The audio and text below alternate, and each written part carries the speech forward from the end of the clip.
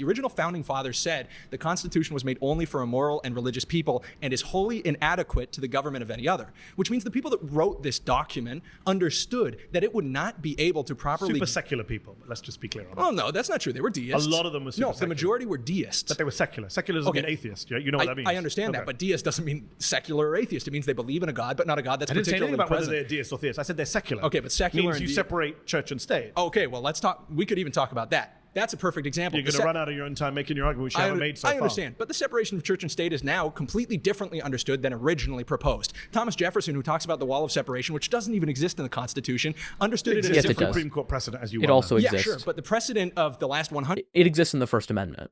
Congress shall make no law with regard to the establishment of religion. We will not have an official state religion. That is very clearly a separation of church and state. Just because there aren't the words of separation of church and state in the Constitution doesn't mean that the Establishment Clause of the document does not clearly state that, and it has been reaffirmed by Supreme Court precedent many, many times, although the current Supreme Court is eroding that with their decisions.